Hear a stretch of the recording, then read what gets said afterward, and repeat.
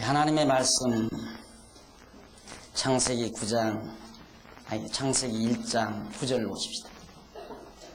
창세기 1장 9절.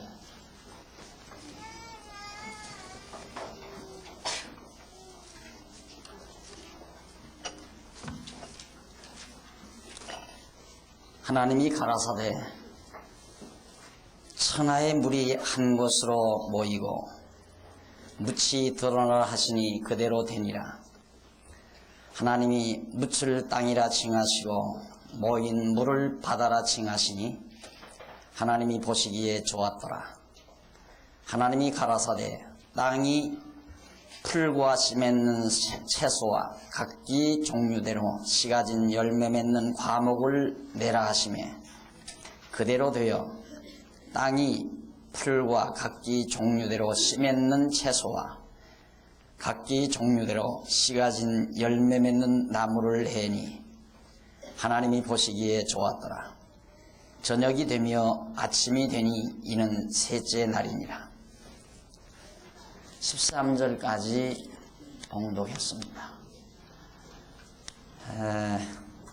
지난 시간에 우리는 창세기 1장 8절까지 내용에서 둘째 날까지 하나님이 창조하신 내용을 우리들이 공부했습니다. 오늘은 하늘 아래 세계의 창조, 지금까지 우리는 하늘 위의 세계, 천상계 세계에 대한 하나님의 창조 섭리를 지난 시간까지 배웠는데, 오늘은 천하계, 운물과 아랫물을 나누어 놓으신 하나님의 그 창조 피조물 중에 창조하신 피조물 가운데서 아랫물에 속하는 곧 이 천하계죠. 하늘 아래, 그러니까 궁창, 둘째 날에 만드신 궁창 아래 세계에 대한 창조 내용을 오늘부터 우리가 공부하도록 하겠습니다. 지나간 시간에 공부한 내용을 잠깐 우리들이 다시 한번 상기하시면서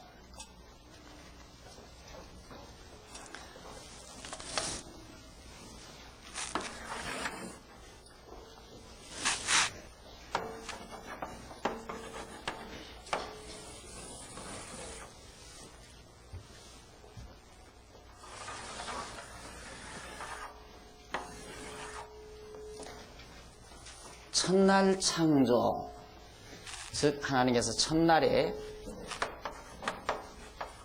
하늘과 땅을 창조하셨는데 땅이 공허하고 혼돈하고 흑암이 깊음 위에 있었던 땅을 창조하셨다. 그래서 하나님께서는 이런 세계에 빛이 비추라 명하시니까 빛이 있었고 그와 반대로 어둠이 발생하게 됐다. 그리고 하나님의 신은 수면, 하나님의 신이 수면 위에 운행하시는 상태, 이것이 하나님이 첫날에 창조하신 모습이었습니다. 이런 상태에서 하나님께서는 다시 둘째 날 창조를 시작하셨는데,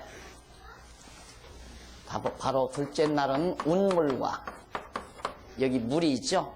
공허하고 혼돈하고 흑암한 상태에 있는 땅을 함께 함유한, 공허하고 혼돈하고 흑암한 상태에 있는 그런 땅의 모습을 함유한 그런 물을 운물과 아랫물로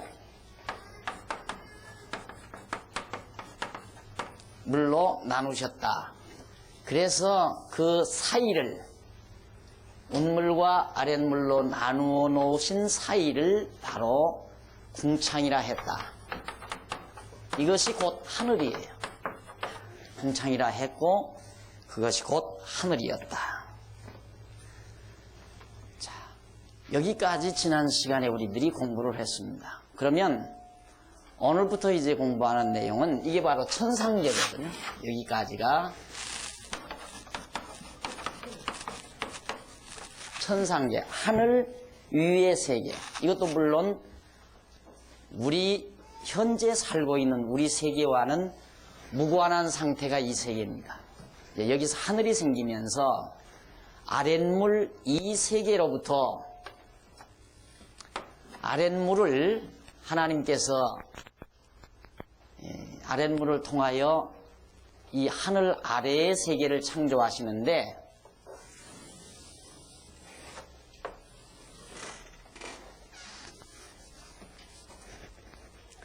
이거보다 조금 작게 그랬습니다. 왜 그러냐면 아랫물 세계의 것이니까 이 아랫물을 가지고 하나님께서 이제 창조를 시작하는 내용이에요. 그것이 오늘 봉독해드린 9절로 13절 내용이었습니다. 근데 그 가운데서 9절로 10절은 하나님께서 땅과 바다를 창조하신 내용입니다. 땅과 바다를 창조하신 내용. 그래서 하나님께서 하늘 아래의 물을 한 곳으로 아랫물을 갖다가 한 곳으로 전부 모이게 해 놓으시고, 그리고 묻이 드러나라고 명하셨어요. 그러니까 산, 땅덩어리가 드러나라. 이게 지금 아랫물 아닙니까? 이 아랫물을 가지고, 땅 아래에 있는 물을 가지고 여기에서 물인데, 물속에 잠겨져 있던 공허하고 혼돈하고 흑암한 상태에 있었던 그런 땅을 물 위로 드러나라고 명하신 거예요. 그러니까 물이 이렇게 이제 자리를 잡게 되고요. 물은 그 다음 이제 이런 땅들이 생기게 된 거죠. 산과 들들이 생겨났다.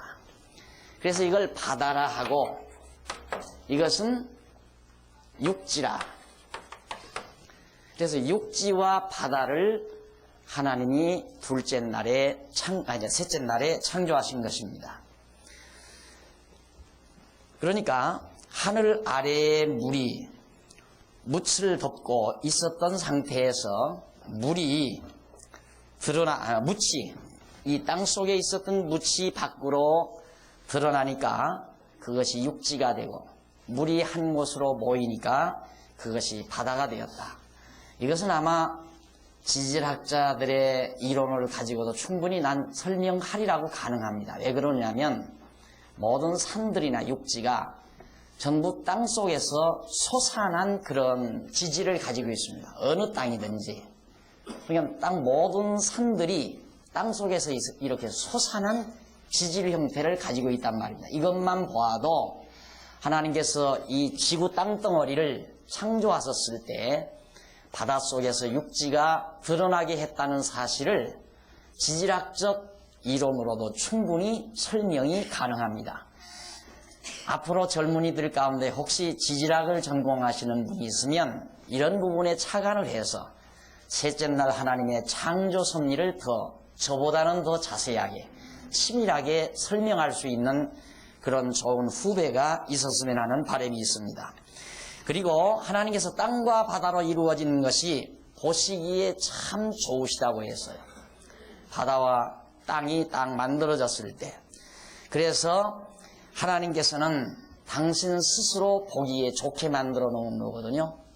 작가가 하나의 작품을 만들 때 자기 보기에 좋은 대로 만드는 거예요. 마찬가지로 하나님께서도 이 천지 만물을 창조하실 때 당신 보기에 좋으신 대로 창조해 가시는 겁니다. 그래서 하나님께서는 스스로 좋은 대로 창조했는데 사도 베드로도 이렇게 말했어요. 땅이 물에서 나와 물로 성립한 것도 하나님의 말씀으로 되었다고 그렇게 증거하고 있는데, 그것이 베드로후서 3장 5절에 기록되어 있습니다. 그러니까 땅이 물에서 올라왔다. 이 물속에서 땅이 이렇게 솟아 올라왔다. 베드로가 그렇게 말했어요. 하나님의 말씀으로 그렇게 된 것이다. 하나님이 묻이 드러나라 명하시니까 땅속에서 묻이 드러났는데 그걸 육지라 했고, 물이 한 곳으로 모여진 그것을 바다라고 칭했다.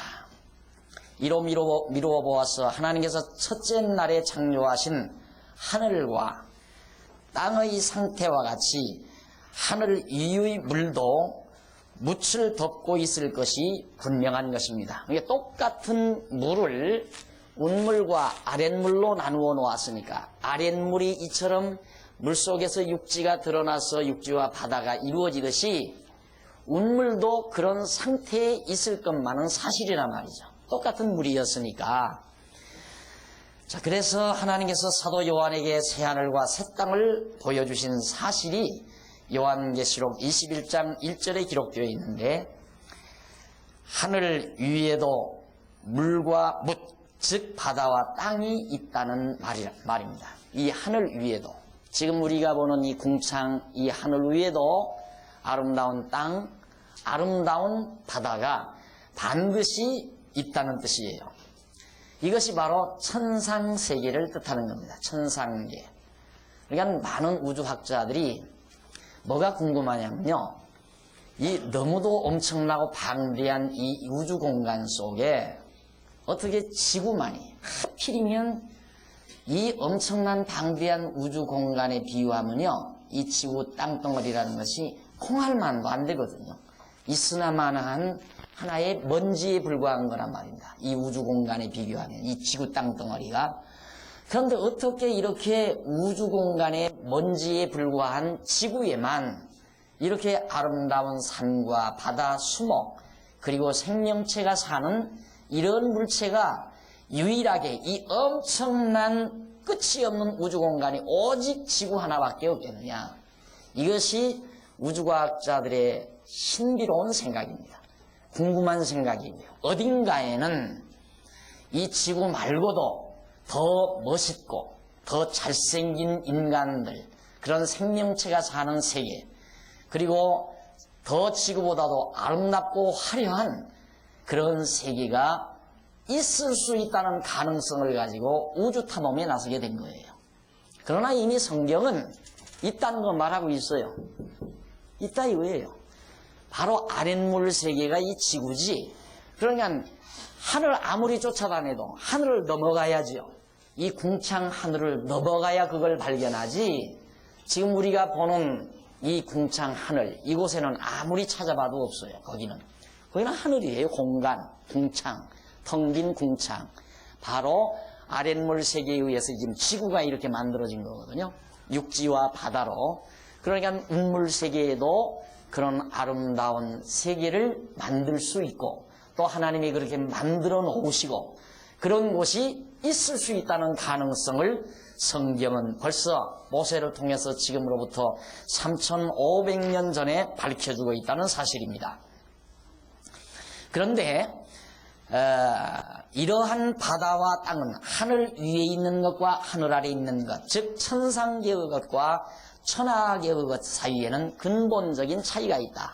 이것은 하늘 위의 물이고 이것은 하늘 아래에서 나온 것이니까, 이 하늘을 건너서 은하계를 건너서 저 하늘을 건너 정말 천상계에 도달한다 할지라도 이 천상계의 세계는 천하계에 속하는 이 지구 땅덩어리와는 근본적으로 차이가 있다. 왜냐하면 첫째는 이 지구는, 우리가 살고 있는 이 지구는 우리 아담 할아버지가 타락해가지고 인간의 마음이 다 악해지고 강팍해져서 이 지구도 다 저주가 덮여져 버리고 하늘마저도 모두가 다 저주가 덮여져 버리고 하늘에서 태양빛에서도 저주의 빛이 마구 쏟아지는 그런 천하계의 세계입니다. 그러나 천상계의 세계는 그게 없죠. 타락하지 아니한 곳, 하나님이 정말 신성하고 아름답게 지어놓으신 그 모습 그대로 존속되는 그런 운물 세계니까, 아랫물 세계에서 나온 지구와 하늘 위의 천상계의 세계는 근본적으로 차이가 있다는 것을 우리가 짐작할 수가 있습니다. 그래서 과학자들은 하늘 위에 있는 천상계를 인정하려고 하지 않을 뿐만 아니라 알지도 못하고 있습니다. 이 하늘 위에 세계가 있다는 걸 인정을 안 해요. 다만 우주과학자들이 찾으려는 것은 이 하늘 공간, 여기를 뒤지고 돌아다니는 거예요. 달에도 가보고 목성에도 가보고 화성에도 가보고 별들을 한번 찾아가 보려는 거예요. 저 반짝이는 별들, 어쩌면 저 별은 지구보다도 더 살기 좋은 세계일지 모른다. 그래서 로켓을 타고 거기를 탐험하려고 우주과학자들이 노력을 하고 있거든요. 그건 바보짓이에요.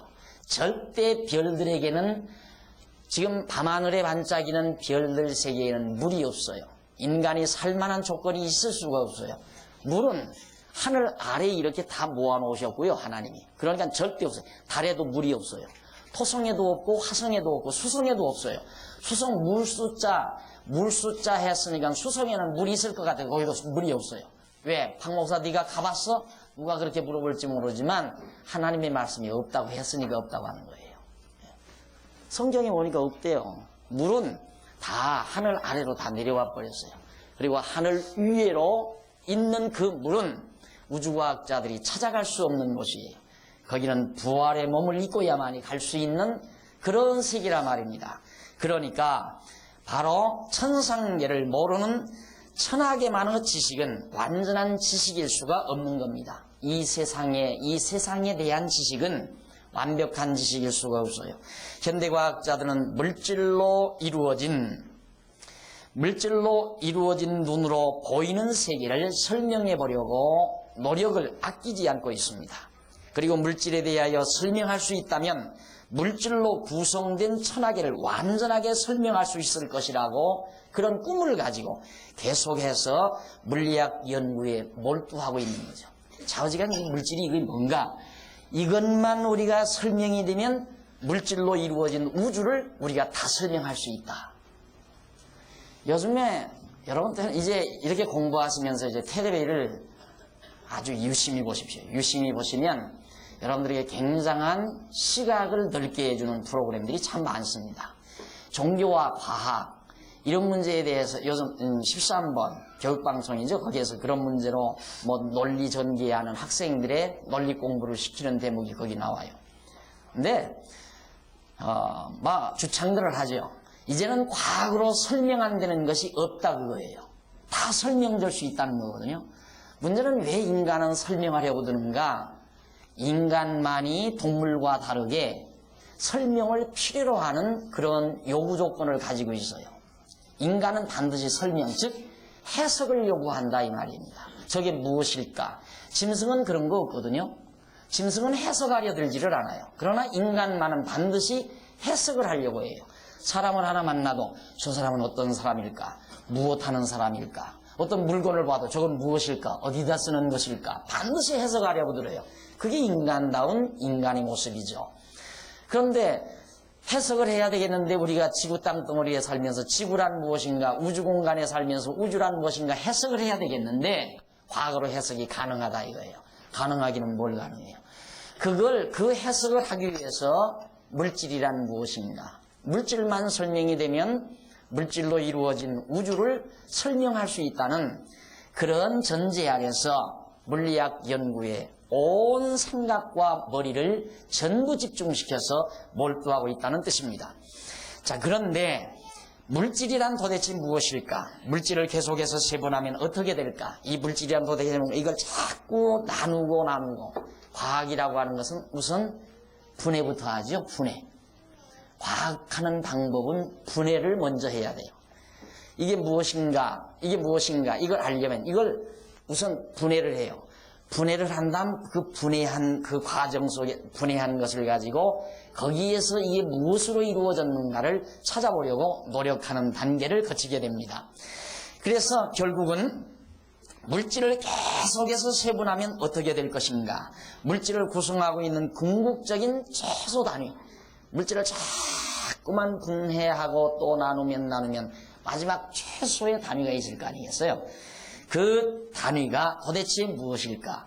이 같은 의문을 풀기 위해서 현대 물리학은 노력해오고 있고, 그 결과로 물질은 105가지, 105가지의 기본적인 요소로 구성되어 있다는 것을 발견하게 됐습니다. 물리학자들이. 물질이란 105가지의 기본적인 원소에 의해서 물질이 이루어진다. 그리고 물질은 원자로 되어 있고, 원자는 원자 핵과 그리고 전자로 되어 있고 원자핵은 중성자와 양성자로 이루어져 있다. 이런 등등의 물리학적 용어들을 나열하면서 물질을 설명하려고 노력하게 된 것입니다. 그리고는 물질을 구성하고 있는 궁극적인 최소 단위가 소립자, 작은 입자. 어쨌든 이 물질이라고 하는 것은 입자, 알갱이죠. 작은 알갱이. 이런 것들이 모아서 집합을 이루어가지고 이루어지는 거 아니겠어요? 그래서 그걸 최소 단위를 소립자라고 해요. 소립자. 그걸 이제 퍽이라고도 그렇게 설명을 하고요. 이런 소립자로 이루어졌다라고 하는 것을 발견하게 됐고요. 계속해서 연구를 거듭한 결과로 2천여 종이 넘는 소립자가 물질의 구성 요소라는 것도 나중에 더 알게 됐습니다. 처음에는 105개의 원소로 이루어졌다 했다가 좀 더 연구해 보니까 아니다. 한 2천여 종의 원소가 모여서 물질을 이룬다. 그러나 소립자의 대부분은 아까 말씀드린 쿼크라고 합니다. 쿼크라고 하는 것에 의해서 기본 입자로 조립이 되어서 그것이 모여가지고 하나의 물질이 되어 있다. 그러니까 우주를 설명하기 위해서 우주과학자들이 물질을 자꾸 분해해서 물질이 무엇인가를 설명하면 우주가 설명되지 않겠어요. 그래 나누어 보니까 나중에는 최소 알갱이인 쿼크라는 것이 발견된 거예요. 그럼 쿼크가 뭐냐?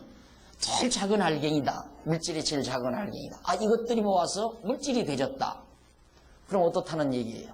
그럼 쿼크는 어디서 생겼는가? 무엇인가? 그걸 설명을 못하는 거예요. 이 쿼크가 무엇인가가 설명이 안 된다 이 말입니다. 한 예를 들면 이렇게 되어 있어요. 쿼크라는 게 이제 작은 알갱이를 확대합니다. 이렇게 확대를 하는데 이게 아주 눈으로도 볼 수 없고 손으로도 만져지지 않는 여기 떠다녀 봤댔죠. 하나 감지하지 못하는 물질이에요. 그러니까 아주 세밀한 현미경에 의해서 겨우 흔적을 찾아볼 수 있는 그런 것이 이제 쿼크인데 이걸 알아보니까 이런 세 개의 알갱이가 이 안에 또 있는 거예요. 그래가지고 서로 끌고 잡아다니고 이렇게 해서 막 세 알갱이가 엉그러져 있는데 이걸 뗄 재간이 없는 거예요. 이걸 또 한 번 이렇게 다 분해를 해봐야 되겠는데 이걸 도저히 뗄 재간이 없어요. 여기에서 한계가 온 거예요. 그러니까 끄는 힘, 잡아다니는 힘, 결국 여기라 이 말이에요. 기력, 힘. 그래서 동양 철학이 모든 만물의 근원이 기라고 얘기하고요. 서양 철학에서도 결국 뭡니까? 쿼크라는 것이 마지막에는 힘이 무슨 알갱이, 작은 알갱이가 서로 꽉 엉그러 붙어가지고 떨어지지 않는다 이 말이에요. 이걸 도끼로 자를 수도 없고 이걸 적어도 떼려면요 어떻게 해야 떨어지느냐면 여기서 춘천까지 달리는 그 거리에 이런 이제 관을 만들어 가지고 총 쏘듯이 이 쿼크를 팡 쏘면 춘천 거기에 가서 큰 철벽이 이렇게 막 튼튼한 철벽에 팡 부딪혀야 이게 이제 깨진다는 얘기예요. 여기서 이제 총으로 팡 쏘듯이 쏘면 춘천까지 달리는 관이 쫙 있어가지고 그 관을 통과해서 마지막 끝에 가서 그 철벽에 팡 부딪혀야 저게 떨어질 것 같은데 그런 기계를 어떻게 만들어요? 이게 물질이에요. 이게 물질의 근원이라 이 말입니다. 자, 이렇게 해서 찾아보려고 노력했지만 물질이 무엇인가가 해답이 안 떨어지고 결국에는 쿼크다. 동양에서는 기다, 기운, 힘이다. 이런 결론밖에 우주과학에서는 말하지 못하고 있습니다.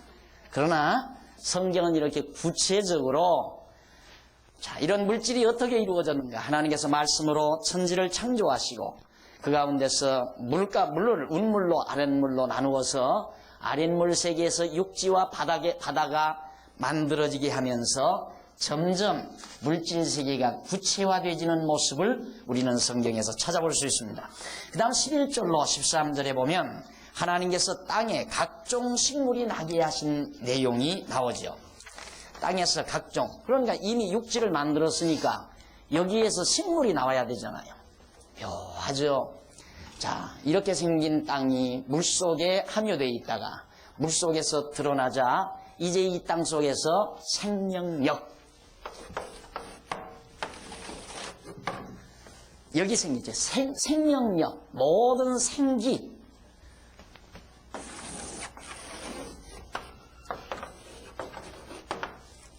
살아나요. 나무도 자라고 초목도 자라고. 여러분, 누가 가만히 눈 감고 저런 거 생각해서 저렇게 만들어낸 것 같아요? 이게 하나님의 계시의 말씀이 아니면 이렇게 정확하게 성경이 기록될 수가 없어요. 우리 지금 다 썩은 땅덩어리, 그냥 시커먼 땅덩어리니까 저거 다 죽은 물체인 것 같아도 아니에요. 아까 말씀드린 뭔가 굉장한 힘을 가지고 막 엉그러져 있는 물질들이란 말입니다. 다 살아있는 거예요. 이 세상에 실제로 죽어 있는 건 하나도 없어요. 우리들이 살아있다고 하는 것은 움직이는 것, 힘이 있는 것, 이걸 살았다고 그러잖아요. 살았다, 이것이 뭘 뜻하는 건가? 움직일 수 있는 것, 힘을 가지고 있는 것, 이게 살아있는 거예요. 그런데 모든 물질, 작은 최소 단위의 쿼크라고 하는 소립자도 살아있단 말입니다. 그런 살아있는 소립자에 의해서 물질이 이루어지고 있다는 얘기죠. 그러니까 이 세상에 죽은 것은 아무것도 없어요. 다 살아있지. 전부 움직이고 있고. 자, 이래서 결국 하나님께서 풀과 씨 맺는 채소와 각기 종류대로 씨 가진 열매 맺는 과목을 저기에서 나오게 하시고, 풀과 채소와 과목과 같은 식물들은 하나님이 보시기에 아주 좋으시기에 그렇게 만들어 놓으신 것이다. 그러니까 여러분들도 새로운 집을 마련하시면 좋은 화분을 갖다가 방 안에 놓고 싶고 집 안에 갖다 들여놓고 싶잖아요. 그것도 당신들 보기에 좋은 화분을, 어떤 사람은 이런 화분을, 이런 나무의 종류의 화분을 좋아하고 어느 분은 저런 나무의 화분을 좋아하듯이 하나님은 당신 좋으신 대로 아름다운 나무들이 산과 들에 자라도록, 초목들이 자라도록, 그것도 씨 맺는 것과 채소들, 이런 것들이 자라도록 나게 하셨다. 그래서 같은 그런 하나님 보시기에 좋으셨는데, 그런데 셋째 날에 아직 태양이 없는 이때, 태양이 없었잖아요. 이때는 아직 태양을 안 만들었으니까. 태양은 넷째 날에 나오거든요. 근데 태양이 없는데 어떻게 이 나무들이 자라나느냐, 이렇게 생각하실는지 몰라요. 그런데 사실 이런 상태에서 식물이 자라게 하신 것은 참으로 놀라운 사실이죠. 그런데 하나님께서 태양빛이 아닌 창조의 첫째 날, 이날 여기에 빛이 있잖아요. 이게 저 빛에 의해서 지금 물질이 만들어지거든요.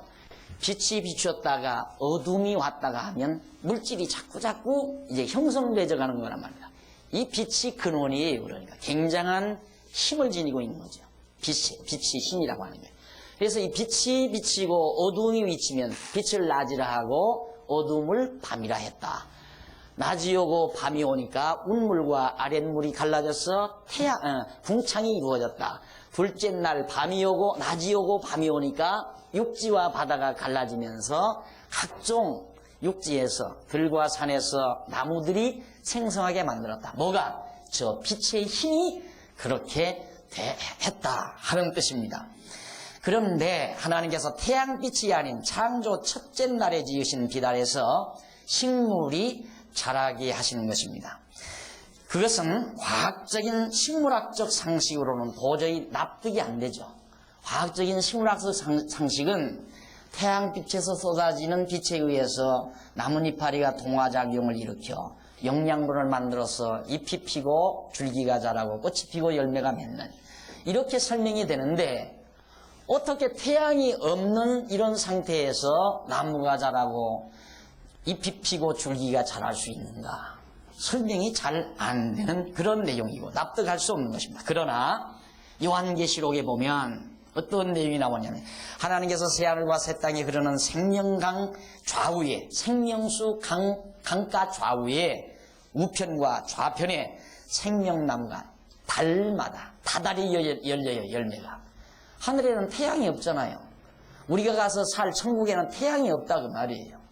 태양이 없는 그 하늘나라에 생명수 강가에 나무들이 솟아 나가지고 다달이 열매가 맺는 그런 놀라운 사실을 사도 바울이 요한계시록에서 발견할 수 있습니다.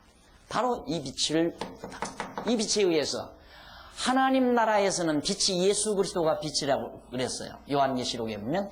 그런데 빛 대신 예수 그리스도에 의해서 생명나무의 나무들이 자라는데 항차 하나님이 피조 만들어 놓으신 이 빛에 의해서 어찌 육지에서 나무가 자라지 못할 수 있겠느냐 이 말. 충분히 자라는 거죠. 그러니까 오늘날 식물학자들이 가지고 있는 식물학적 원리, 식물학적 지식은 초보적이고 아주 초단계 유치원 과정의 지식이라고 생각하면 틀림이 없습니다. 그러니까 과학자들의 지식이 자기들의 지식이 완벽한 줄 알아요. 아주 초보적인 내용인데, 아주 초보적인 지식인데. 예를 들면 지금 선진국에서는 컴퓨터를 활용하고 아주 고도의 고속정보망을 가지고 살아가고 있는데 미개한 나라에 가서 나는 이 방 안에 가만히 앉아서도 저 바깥에서 일어나는, 지금 저 지구 반대편에서 일어나는 모든 일들을 내가 방 안에 앉아서 다 할 수 있다고 하면, 야, 이 바보 같은 인간아, 어떻게 그걸 할 수 있니? 그걸 하려면 내가 거기까지 걸어가서 다 눈으로 보고 확인해야 알지. 그거밖에는 몰라요, 미개한 나라에서는. 그러나 선진국에서 사는 우리들의 입장만 가지고 안방에 앉아서 이제는 전 세계 정보를 몇 개만 두들기면 그냥 다 쏟아져 나오는 그런 세대를 우리는 2015년대에 접어들면 다 살게 돼 있다는 얘기입니다.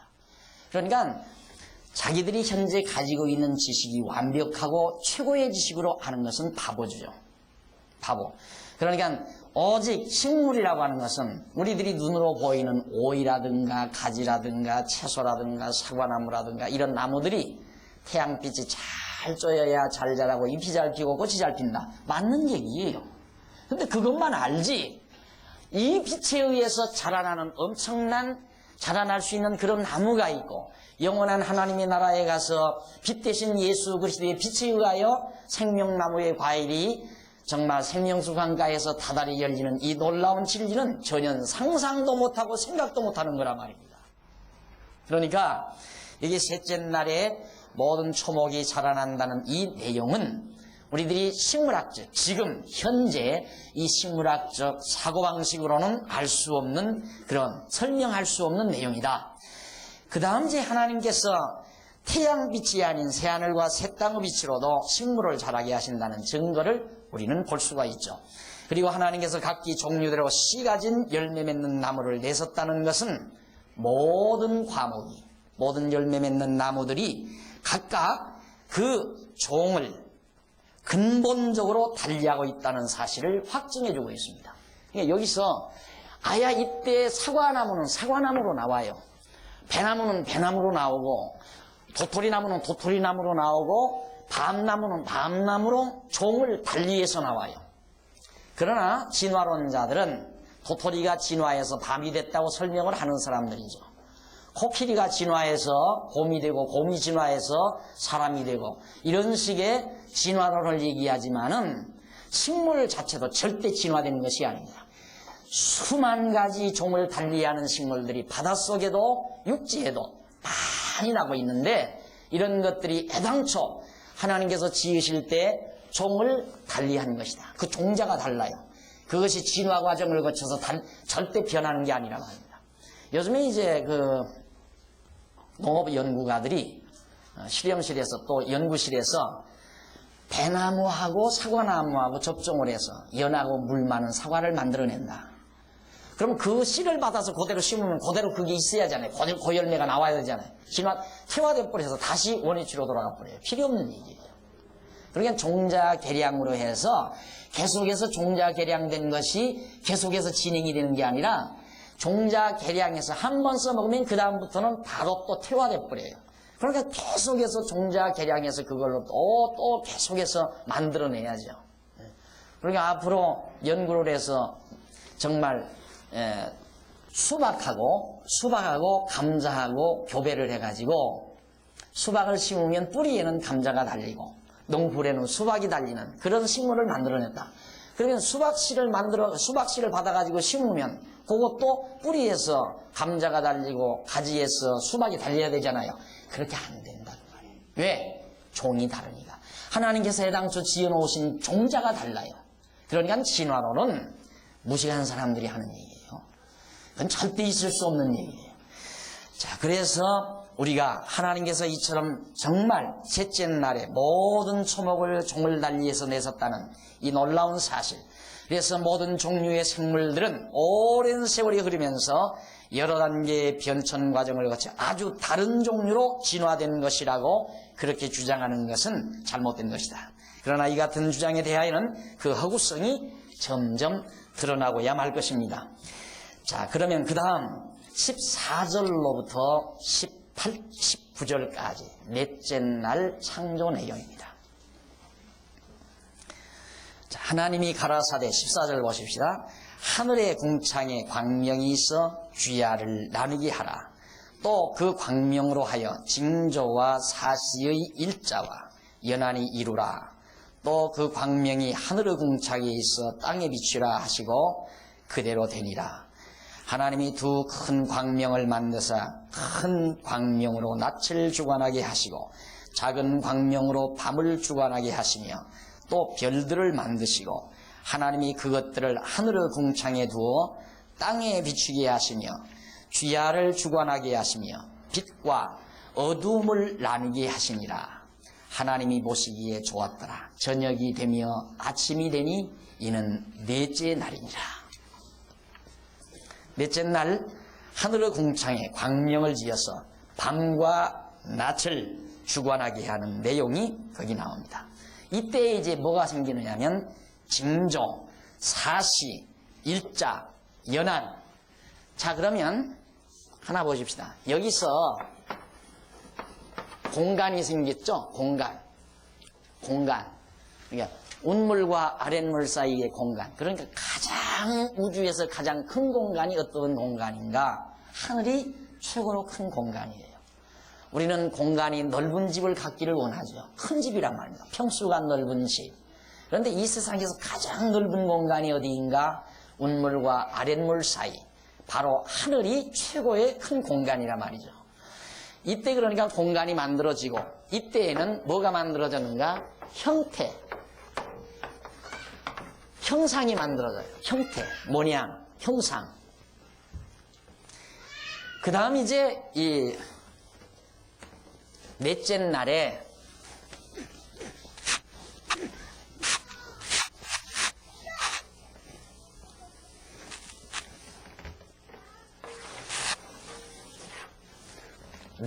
보면 자,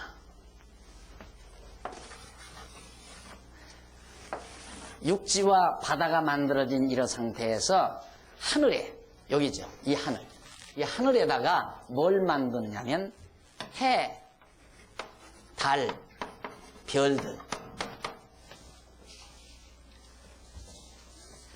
이것이 넷째 날에 만들어져요. 그래서 결국 하나님께서는 이때에 태양이 만들어지니까 징조, 그 다음 사시. 여기서는 이제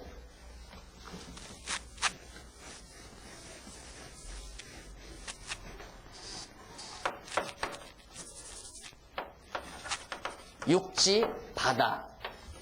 여기에 이제 형상이 만들어졌다고 그랬죠? 여기서는 뭐가 만들어집니다? 시간이 만들어져요, 시간. 이 이전에는 지금 우리가 느끼고 있는 시간이 아니에요. 태양이 없으니까. 시간이라고 하는 것은 태양에 의해서 만들어지는 거거든요, 시간 개념은. 그래서 하나님께서 태양을 만드시고 사시와 일자, 날짜, 하루, 이틀, 3일, 4일 하는 이 일자가 언제 이루어졌는가? 4일째 이루어졌단 말입니다.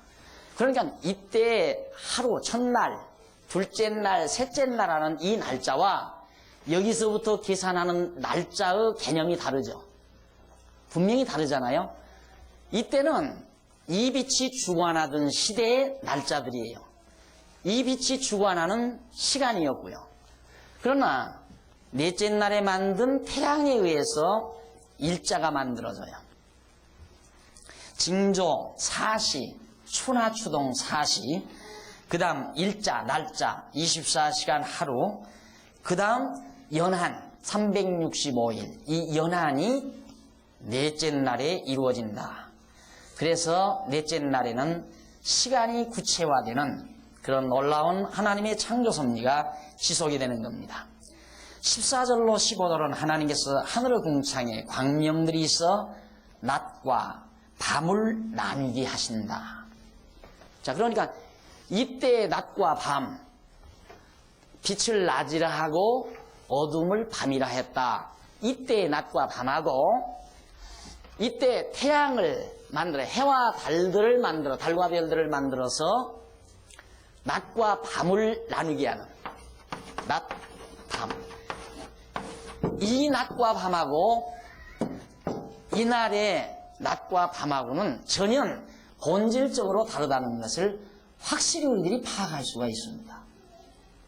그러니까 거듭 말씀드리지만 지난번에 우리 이미 드린 말씀이지만 이 지구 역사가 6천년이다. 하나님의 창조 역사가 6천년이라고 말하는 그런 교사들이 참 많죠. 교회에. 특히 세대주의 신학을 고조하는 그런 교회에서는 목사님들이 자꾸만 지구 역사가 6천년이라고 가르쳐요. 그래서 이제 6천년이 지나면 6일이 지나면 제7일 안식일이 오듯이 6천년이 지나면 천년 안식천년이 온다. 그 말에 모든 성도들이 혹 반해버리는 거예요. 아, 정말 그렇구나. 6일이 지난 다음 제7일 안식일이 오는 것처럼 6천년이 지났으니까 이제 7일 안식년이 오겠다. 그래서 지난 2년 전인가 10월 28일 날 예수 온다고 그 난리법석을 친 이유가 근거를 거기에 두고 그러는 거예요. 이제 예수 올 때가 됐다. 왜? 예수님 오실 때까지 4천년. 예수님 오실 이유가 1992년, 그때가 1992년이었으니까 2년이었으니까 2000년 다 됐잖아요. 그러니까 예수님 곧 온다 이거예요. 그렇게 난리를 마치면서 엉뚱한 이야기들을 하는 이유가 창조 기사를 잘 모르니까 그래요. 어떻게 지금 시간으로 6천년만 돼요. 이 시기가 어느 시기인지 우리는 상상이 안 된다니까. 그러니까 저는 솔직히 몰라요. 몇 년 됐는지. 지금 우리가 느끼고 있는 하루 24시간, 1년 365일이라고 하는 이 시간적 기준에 의해서 하나님이 첫날 빛이 있으라 하던 그날, 첫째 날 하늘과 땅을 깃든 그때까지 몇 년인지 나는 몰라요. 알 수가 없어요. 솔직히 고백드립니다. 저는 몰라요. 환산을 할 수가 없으니까. 몇 억 년이 지났는지 몇십억 만년이 지났는지 그걸 어떻게 알아요? 이 하루가 지금 시간으로 억만년이 될지 천만년이 될지 1년이 될지 안 그러면 10년이 될지 그거 우리는 파악 못한다 그 말이에요. 엄청난 세월이 바로 하나님 앞에는 밤의 한 경점 같을 뿐입니다. 하루가 천년 가고 천년이 하루 같은 이런 하나님의 시간 세계. 근데 오늘 우리들이 시간 하면 기껏해야 태양이 아침에 솟는다. 12시간쯤 지나면 저 서산으로 해가 기울어지겠지. 12시간 지났다. 하루가 지나면 24시간 지났다. 이 시간 개념밖에 우리는 모르고 있단 말입니다. 그런 시간은 바로 넷째 날에 이루어진 것이다. 그래서 그 광명들이 하늘의 궁창에 있어서 땅에 빛이라고 명하셔서 그대로 정말 해와 달과 별들이 생겨난 것이거든요. 그런데 이 광명들은 창조 첫째 날의 빛과는 성질이 다르다는 것도 여러분 알고 있고요. 창조 첫날의 빛은 천상계의 것이라면 넷째 날에 광명하는 것은 천하계의 빛이다. 이것은 천상계의 빛이고 여기는 이 태양 빛은 천하계, 하늘 아래의 빛이다. 다르지 않습니까? 확실하게. 그 다음에 이제 하나님께서 그 같은 광명들로 하여금 사시와 일자와 연하를 이루게 하신 것인데 사시는 한 해의 4계절 아까 다 설명을 드렸어요. 이렇게 해서 사시와 일자와 연한 이거 다 넷째 날에 이루어진 그런 하나님의 피조물이었다. 그런데 어떤 학자들은 날이라는 말이 히브리 말로 히브리 원문으로 욤이라는 말이 있거든요. 욤. 그러니까 이때도 첫째 날 했을 때 히브리 말로 용인데 이 용이라는 말은 24시간을 가리킨다. 그러니까 저게 24시간을 말한다. 이러고 주장하는 학자들이 있어요. 여러분, 성경에 나오는 용어라고 하는 것은 전후 문맥을 통해서 이해하지 않으면 단어 그 말 자체로는 절대 납득할 수가 없습니다. 그거 그렇게 납득하려면 그 바보 같은 사람이에요. 그러니까 성경에 나오는 용어라고 하는 건 인간들이 인간 세계에 살면서 인간들의 언어 감각으로 만들어진 용어들 아닙니까? 하나님께서는 그런 언어로서 당신의 뜻을 우리에게 전달하는 거예요.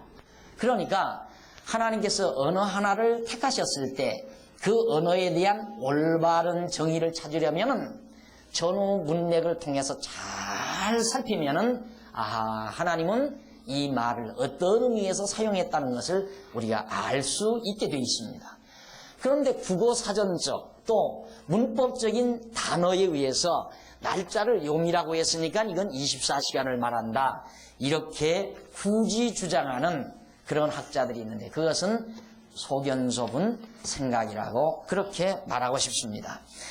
자, 그래서 창조 6일을 모두 똑같은 24시간, 이때도 24시간, 이때도 24시간, 똑같은 24시간으로 자꾸 보려는 거죠.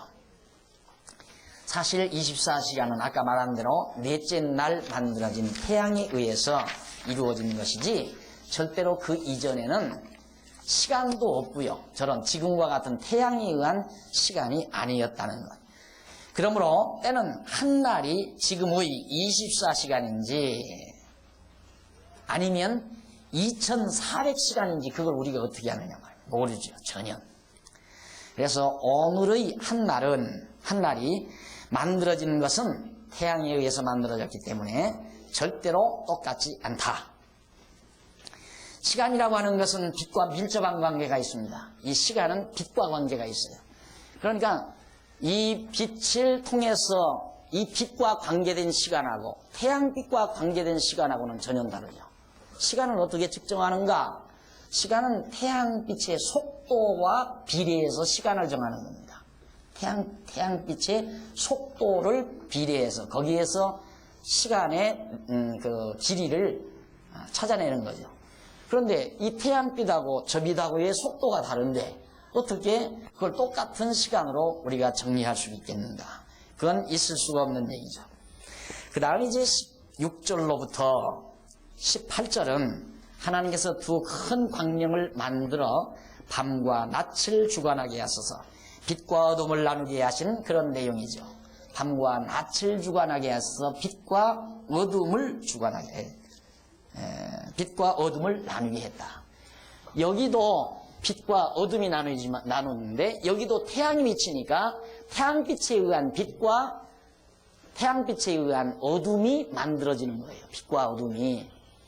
그래서 이 빛과 어둠은 모든 존재의 기본이라고 생각하면 됩니다. 물질세계나 관념세계나 상관이 없습니다. 빛과 어둠이라는 것은 모든 존재의 근본, 하나님의 피조세계에 있어서. 그러니까 세력도 그러잖아요. 빛의 권세, 어둠의 권세. 딱 그것이 기본이에요. 빛의 권세, 어둠의 권세. 물질도 빛과 어둠에 의해서 하나하나 정리가 돼가는 것처럼 물질 세계가 아닌 바로 권세, 세력, 물론 물질도 힘과 관계가 있죠. 힘과 세력과 관계가 있는데 바로 어둠과 빛, 이걸 가리켜서 빛의 권세, 어둠의 권세. 성경에는 그걸 많이 말하고 있죠. 그러니까 모든 것은 빛과 어둠이 그 근본을 이루는 것을 우리가 파악할 수가 있습니다. 그리고 해와 달로 낮과 밤을 주관하게 하시며 빛과 어둠을 나누게 하셨는데 해와 달에 의해서 나누어진 빛과 어둠이나 낮과 밤은 창조 첫째 날에 바로 나누어진 빛과 어둠이 다르다는 사실. 여러분들이 분명하게 구분하고서 이 대목을 지나가시면 되겠습니다. 자, 이렇게 해서 넷째 날까지의 창조 내용을 우리가 확인했습니다. 계속 20절로부터 25절까지의 내용은 하나님이 가라사대 물들은 생물로 묻들이죠. 묻들은 생물로 번성하게 하라. 물들은 땅 위 하늘의 궁창에는 새가 나르라 하시고 하나님이 큰 물고기와 물에서 번성하여 움직이는 모든 생물을 그 종류대로 날개 있는 모든 새를 그 종류대로 창조하시니 하나님 보시기에 좋았더라. 하나님이 그들에게 복을 주어 가라사대 생육하고 번성하여 여러 바다물에 충만하라. 새들도 땅에 번성하라 하시니라. 저녁이 되며 아침이 되니 이는 다섯째 날이니라.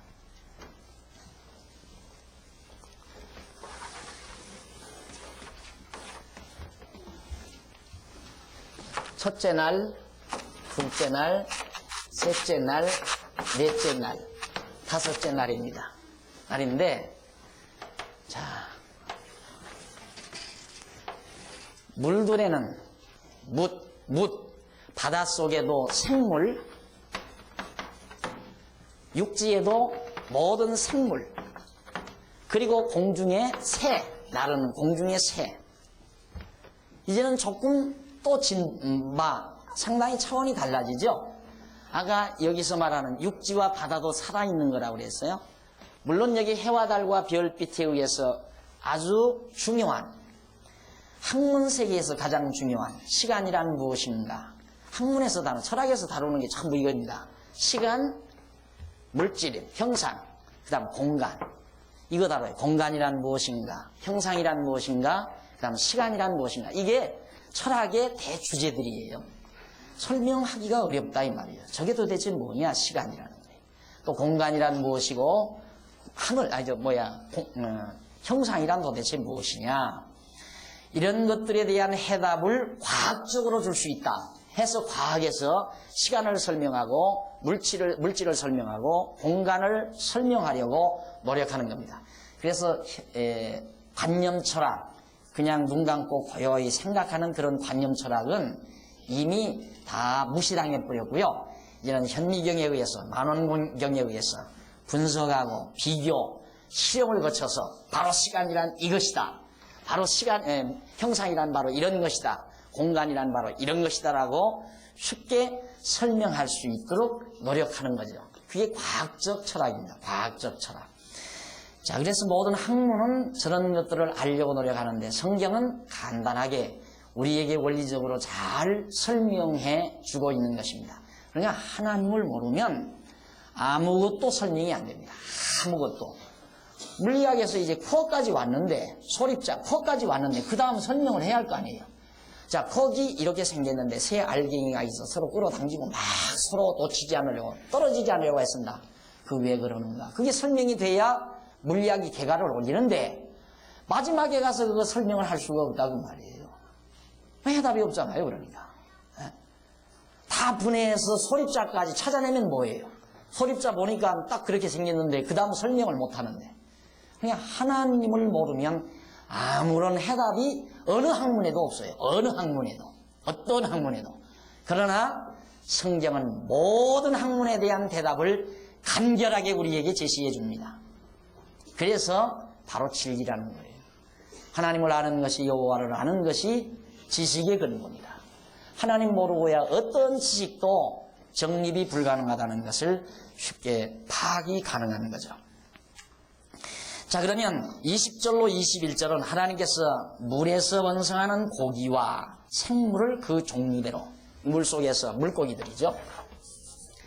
물고기들, 바닷속 여기에서 번성하는 물고기들, 모든 생물들이 많이 자라나도록 하나님께서 창조하셨다. 그리고 공중에는 나르는 새들이 나르게 했고, 하나님께서는 물에서 번성하는 그 수많은 물고기와 생물들을 각각 그 종류대로 창조하셨습니다. 예를 들면 바위돌이 좁은 바위가 아주 협소한 지역에서 살아가는 물고기는 몸이 둥근 것이 아니라 납작하다. 왜? 그런 데서 살다가 보니까 납작한 고기가 됐다. 진화론자들은 그런 식 설명이 가능하거든요. 또 짐승의 모든 빛깔도 그 환경에 따라서 빛깔을 그렇게 만들어 간 것이다. 근데 성경은 아니, 종자가 애당초 납작한 고기는 납작하게, 둥근 고기는 둥글게, 주둥이가 뾰족한 고기는 뾰족하게, 뭉뚝한 고기는 뭉뚝하게, 그렇게 하나님께서 애당초 창조해 놓으신 것이다. 모든 종류대로, 그 종류대로 각각 종류가 하나가 아니라 각각 다르다는 사실을 성경은 확인해 주고 있습니다. 그러니까 하나님께서 창조하신 물속의 수많은 고기와 생물들이나 공중의 그 수많은 새들이 각각 그 종을 달리하여 창조되었다는 말입니다.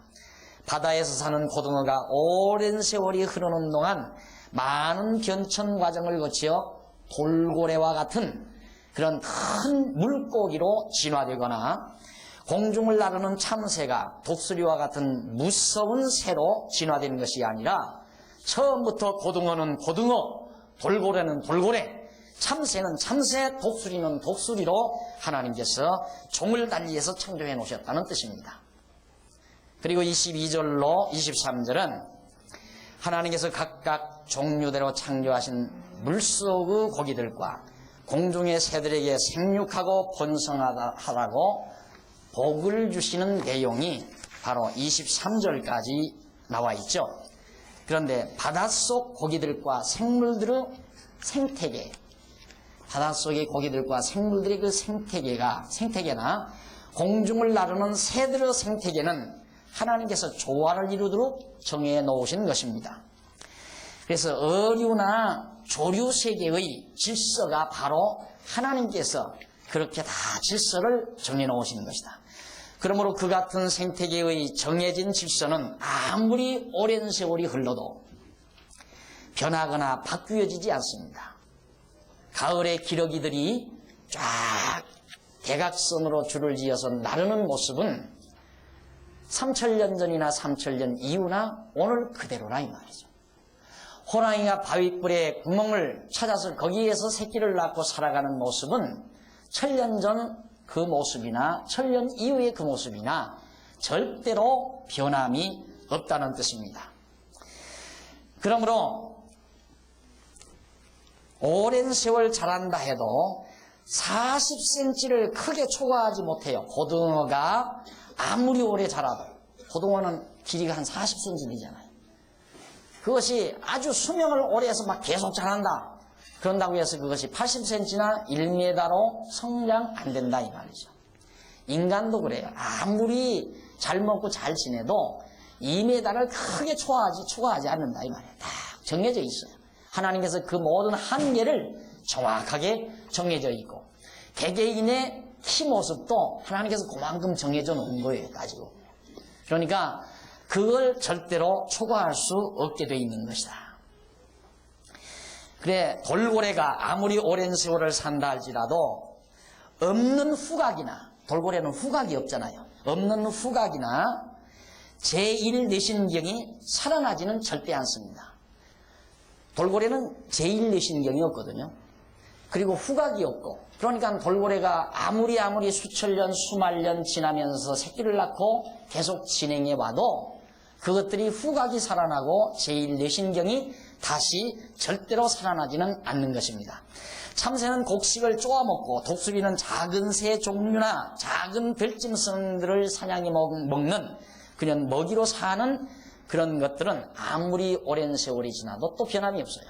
참새가 어디 가서 썩은 짐승의 고기를 뜯어먹는다거나, 또 독수리가 곡식들을 쪼아먹는다거나, 그건 없다 이 말이에요. 참새는 씨알을 쪼아먹고, 독수리는 짐승을 잡아먹고, 이것이 1000년 전이나 1000년 후나 똑같이 진행된다. 왜? 하나님께서 애당초 종을 달리해서 지어놓으셨기 때문에.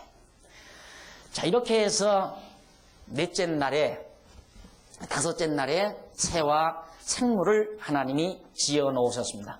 여기서부터 바로 지금 우리들이 살아있다라고 하는 생명, 새 살아있죠? 그 다음 물고기 살아있죠? 그런 생명체가 이제 생겨나요. 시간 나오고 형상 나오고 공간 나오고 공간 다 했는데, 여기서는 이제 그런 생물이 만들어요. 생물, 살아있는 물체가. 그리고는 마지막 이제 여섯째 날입니다.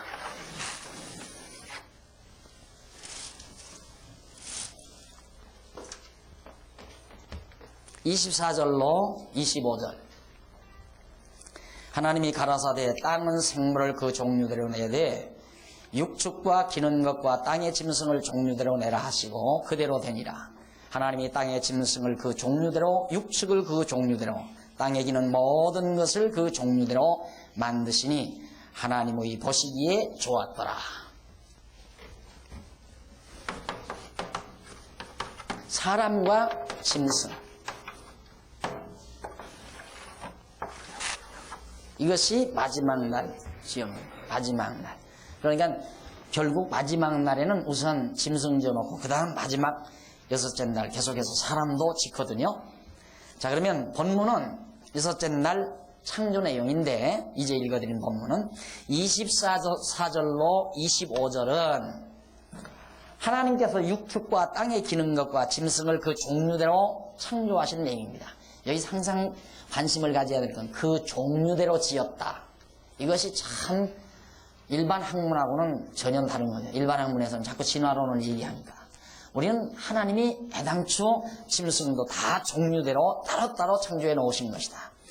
하나님께서 인간을 창조하시기 전에 인간에게 필요한 모든 것을 여섯째 날에 마지막으로 창조하셨습니다. 그러니까 사람에게 필요한 것을 여섯째 날까지 계속 다 짐승까지 다 만들어 놓는 거예요. 그것은 곧 육축과 땅에 기는 것과 짐승과 같은 동물들입니다. 하나님께서는 이들 동물들을 보시기에 좋게 각기 종류대로 만드셨는데 이들 동물들 역시 오랜 세월을 지나는 동안 진화 과정을 거쳐 작은 생쥐가 커다란 코끼리가 되거나 작은 강아지가 커다란 황소가 되는 것은 절대로 아닌 것입니다. 처음부터 각각 그 종을 달리해서 창조된 것이고 동물들의 생태계 역시 오랜 세월 전이나 오늘이나 아무런 변화 없이 그대로 유지되고 있다는 것을 우리는 부정할 수가 없습니다. 생쥐는 땅에 구멍을 파고 살아요. 그러나 코끼리는 채식, 풀을 뜯어먹고 살죠. 그리고 강아지는 발가락이 갈라져 있고 황소는 발굽이 달려져 있어요. 전혀 달라요. 그러니까 강아지가 황소가 되거나 생쥐가 코끼리가 되거나 이런 건 절대로 있을 수가 없는 것이다. 창세기 1장 1절로 25절은 하나님께서 이제까지 짐승까지 만들어진 내용을 우리가 살펴봤는데 1장 1절로부터 지금까지 25절은 하나님께서 아담을 창조하시기 전에 동물들의 창조를 마지막으로 6일 동안에 천지와 만물을 모두 창조하셔서 아담에게 언약을 세워 복으로 주실 것들을 미리 준비하신 내용이 분명하다. 자, 그러면 우리가 지금까지 이 만든 것을 왜 공부했는가? 하나님은 이런 모든 것을 왜 만들어 놓으셨는가? 다시 한번 확인해 드립니다. 성경이 이런 창조 내용을 밝혀드린 것은 어떤 물리학자들이나 우주과학자들이 우주의 기원이나 또한 물질의 어떤 원리를 잘 설명해 주기 위해서 그들이 요구하는 대로 설명해 주기 위해서 기록된 것이 아니라 성경은 어디까지나 앞으로 지금 하나님께서 아담을 창조해서 아담에게 언약을 하시려고 하는 거거든요. 언약을 세우시려고. 이게 언약을 하시면서 이 모든 것을 누구에게 주려고? 아담에게. 아담 지어서 아담에게 언약으로 주시려고 창조한 것이라 이 말이에요. 그러니까 하나님은 아담과 언약할 것을 준비하신 것이지 우주과학자들의 욕구를 충족시켜 주거나 우주의 기원을 설명하려고 이걸 쓴 것이 절대로 아니다. 그렇게 성경을 생각하면 안 된다 그 말이에요. 우리는 이런 내용을 통해서 엿볼 수는 있죠. 아하, 우주라고 하는 것은 하나님이 창조하신 거구나. 모든 만물이라고 하는 것은 종을 달리해서 각각 애당초부터 하나님께서 코끼리는 코끼리대로, 생쥐는 생쥐대로, 강아지는 강아지대로, 사자는 사자대로, 황소는 황소대로 각각 종을 달리해서 하나님이 지었지 어떤 아메바가 점점 진화해서 미생물이 되고 미생물이 진화해서 고등동물이 되고 또 동물이 되고 동물이 진화해서 인간이 됐다. 이런 진화론적 발상은 전혀 아니라는 것을 우리는 확인할 수가 있죠. 그리고 이런 과정을 통해서 이게 어쩌면 이렇게 현대 물리학이 과학자들이 연구한 결과와 이렇게 정확하게 맞느냐 이 말이에요. 여기에 놀라는 거죠. 현재 물리학자들이나 우주과학자들이 연구한 결과, 과정이죠. 연구 결과의 과정과 어떻게 그렇게 맞아떨어지느냐 이 말입니다. 왜? 하나님의 말씀이니까. 과학자들이 연구한 건 자기네들이 만들어낸 게 아니에요. 하나님이 창조해 놓으신 사실을 찾아서 확인한 것뿐이죠. 그러니까 심오한 과학자는 하나님 발견하게 돼 있어요. 근데 과학자가 심오하지 못하니까 하나님을 발견하지 못하죠. 정말 심오한 과학자는 하나님 발견하게 됩니다. 왜? 이 모든 피조세계라고 하는 것은 하나님의 창조품이기 때문에 이것을 깊이 잘 연구하면 신이시여 할 수밖에 없다. 야, 신비롭다. 그리고 과학자들이 마지막 극단에 가면 한마디 남는 게 그거밖에 더 있어요. 야, 정말 신비롭다. 신비라고 하는 건 신적 비밀이다 이 말이에요. 모르겠다 그 말이에요. 신비.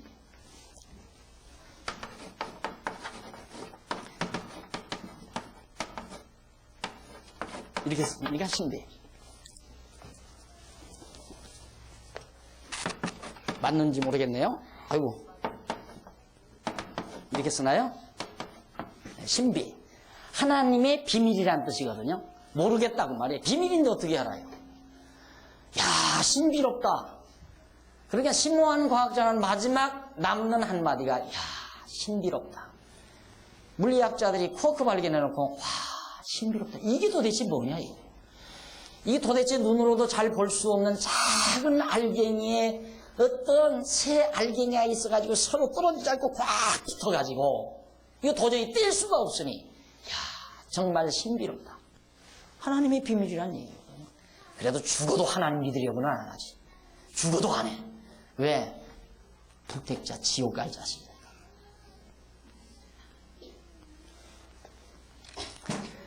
자, 그래서 하나님께서 아담에게 언약을 세우실 준비를 하셨다는 말입니다. 하나님께서 천지 만물을 창조하신 직접적인 목적은 하나님 스스로의 능력을 나타내심에 있기보다는 아담과 언약을 세우실 준비를 하시려는데 바로 이 창조 목적이 있다는 거. 그러니까 하나님께서 이 창조 사실을 기록한 이유는 봐라, 내가 얼마나 능력이 크냐 이것 드러내려고 하는데 있기보다는, 그것보다는 더 중요한 게 뭐냐면 하나님이 아담과 언약에서 언약할 때 주시려고 미리 준비하시는데 그 근본 목적이 있는 것이다. 우리는 지금 여러분들이 교재를 딱 보시면은 96페이지 조금 뒤로 들어가서 96페이지 보면 제1절 인류의 시조와 언약 해가지고 1장에서 창세기 1장에서 11장까지가 인류의 시조와 언약 내용이다 그 말이거든요. 그 가운데서 1장과 2장은 아담과 언약을 수립하는 내용입니다. 그런데 그러면 아담과 하나님이 언약을 수립하려면 1장 1절로 25절 이쪽 이제 97페이지 제일 상단에 보십시오. 언약 수립의 준비죠. 그럼 우리가 지금 1장 1절로 25절까지 공부한 거예요. 준비 다 끝났어요. 하나님이 아담과 언약할 준비가 다 끝났다 이 말이죠. 그럼 준비 다 끝났으면 어떻게 해야 돼요? 언약 세워야 되잖아요. 그래서 이제 바로 우리들이 다음 단계로 공부해야 될 내용은 언약 수립을 시행하는 내용이 바로 26절부터 2장 마지막 절까지 나오게 되어 있습니다. 차 한잔 하시고 가십시오.